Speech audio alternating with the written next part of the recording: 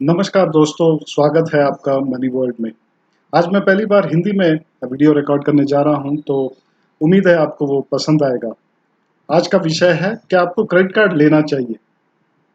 हर रोज आपको कितने सारे कॉल्स आते हैं बैंक से या क्रेडिट कार्ड कंपनी से कि आप ये क्रेडिट कार्ड ले लीजिए, वो क्रेडिट कार्ड ले लीजिए। तो बैंक्स आपके पीछे पड़ी हुए क्रेडिट कार्ड लेने के लिए। तो इसकी वजह क्या है और क्या आपको क्रेडिट कार्ड लेना चाहिए, और अगर आप लेते हैं तो क्या सावधानी बरतनी चाहिए, ये देखेंगे हम अगले स्लाइड्स में। तो हाल ही में एसबीआई कार्ड्स का आईपीओ हुआ था, और अगर आप उसका पी रेशो देखेंगे तो लगभग 45 के बराबर था। मतलब इतना high P ratio financial institution के लिए, इसका मतलब है ये क्रेडिट कार्ड बिजनेस है, ये बेहद प्रॉफिटेबल है। और ये कैसे प्रॉफिटेबल है हम अगली दो स्लाइड्स में देखेंगे। तो उसके पहले हम जानने की कोशिश करेंगे, जैसे आपको पता ही होगा कि जब हम क्रेडिट कार्ड स्वाइप करते हैं तो उसका कुछ प्रतिशत जैसे 2 या 3% बैंक को जाता है, जिस बैंक या इंस्टीट्यूशन ने क्रेडिट कार्ड इशू किया है, जिसको हम जारीकर्ता बैंक भी कह सकते हैं। तो इस जारीकर्ता बैंक को हर एक ट्रांजैक्शन में 2% के करीब मिलता है, और इसके बदले में वो आपको 1 महीने का क्रेडिट भी देते हैं। और इसके अलावा काफ़ी सारे ऑफर्स भी देते हैं, जैसे कि पॉइंट्स देते हैं, रिवॉर्ड्स देते हैं, और कई बार आपको कुछ डिस्काउंट्स भी होते हैं। तो ये जारीकर्ता बैंक के लिए, जैसे कि एसबीआई कहे या एचडीएफसी कहे, क्या ये क्रेडिट कार्ड इश्यू करना प्रॉफिटेबल बिजनेस है? क्या ये फायदेमंद बिजनेस है? क्योंकि हो सकता है इसमें भी क्रेडिट डिफॉल्ट का रिस्क है। जैसे कि आप कोई शख्स ने कार्ड स्वाइप किया और पैसा दिया ही नहीं।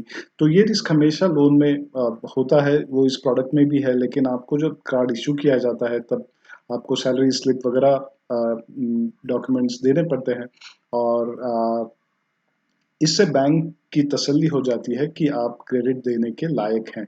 और आजकल सिबिल स्कोर जैसे भी मेजर्स आए हैं, जैसे सिबिल स्कोर से बैंक को पता चलता है कि आपको क्रेडिट कार्ड इश्यू करना चाहिए या नहीं करना चाहिए।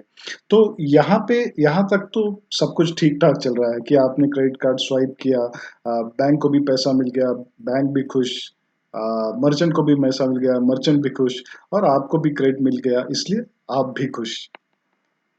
तो आपको इसके बाद में जो सावधानी बरतनी चाहिए वो हम अगली स्लाइड में देखेंगे।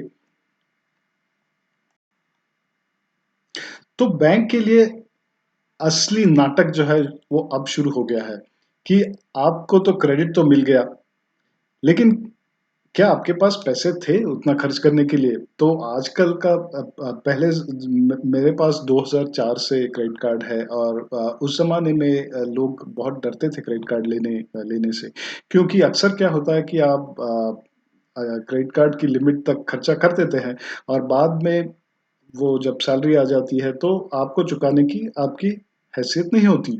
तो आपको वो क्रेडिट कार्ड का जो आउटस्टैंडिंग बैलेंस है, वो अगले महीने के लिए कैरी फॉरवर्ड करना पड़ता है। मतलब आप समय पर क्रेडिट कार्ड का भुगतान नहीं कर सकते, और यही वजह है कि बैंक इतनी उतावली क्यों है आपको क्रेडिट कार्ड देने के लिए। क्योंकि बैंक को इस क्रेडिट कार्ड बिजनेस में जितना पैसा मिलता है बतौर इंटरेस्ट के, वो कहीं भी नहीं मिलता।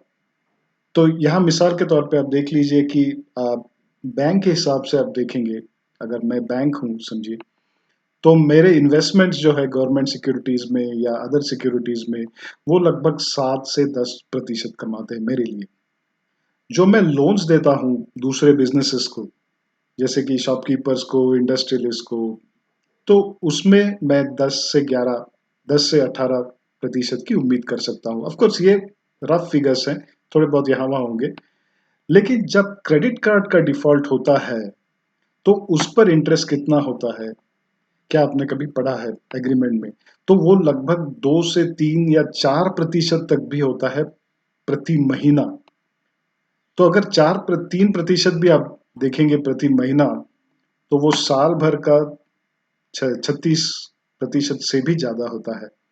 मतलब अगर आप डिफ़ॉल्ट करते हैं क्रेडिट कार्ड पे, तो बैंक को ढेर सारा इंटरेस्ट मिल रहा है। तभी इसी इंटरेस्ट से वो ये सारे स्कीम्स भी स्पॉन्सर कर सकती है, जैसे कि आपको पॉइंट्स देना, आपको कुछ फ्री वाउचर्स देना। तो ये पैसा कहाँ से आता है? ये इस डिफ़ॉल्टर्स से आता है। तो मैं एक ही चीज़ कहूँगा कि हम इससे कंक्लूजन क्या निकालें कि एक तो क्रेडिट कार्ड में इतने फैसिलिटीज़ है, एक तो भुगतान की आसानी है, आपको कैश नहीं लेके जाना पड़ता, नकद रुपया कहीं नहीं देना पड़ता। तो आप क्या क्या क्रेडिट कार्ड लेना चाहेंगे? तो मेरी सलाह ये है कि मैं 2004 से क्रेडिट कार्ड इस्तेमाल कर रहा हूँ। लेकिन मैंने आज तक मैं कहना चाहूँगा कि आज तक कभी भी डिफ़ॉल्ट नहीं किया, कभी भी कैरी फॉरवर्ड नहीं किया। अगर आप ये कर पाते हैं, तो आप ज़रूर क्रेडिट कार्ड लें। लेकिन अगर आप क्रेडिट कार्ड को एक फाइनेंसिंग या लोन का तरीका मानते हैं, तो ये बहुत महँगा पड़ने वाला है। इससे सस्ते ऑप्शंस है जैसे कि पर्सनल लोन, गोल्ड लोन, तो वो आपको ढूँढनी चाहिए। उसमें थोड़ी-सी फ़ॉर्मेलिटीज़ ज़्यादा है, पेपर वर्क ज़्यादा है, दिक्कतें ज़्यादा हैं, लेकिन आपके लिए बहुत अ वाजिब दामों में, वाजिब इंटरेस्ट रेट में आपको मिलेगा। अगर आप habitually as a habit credit card पे आउटस्टैंडिंग रखते हैं, तो आप समझ लीजिए आप बैंकों के लिए बहुत बड़ा फ़ायदा देके जा रहे हैं। तो यही कंक्लूज़न था मेरे इस वीडियो का। आपको कोई सवाल हो तो यहाँ पे कमेंट्स में पोस्ट कीजिए और उम्मीद है आपको वीडियो अच्छा लगा। धन्यवाद। बाय-बाय।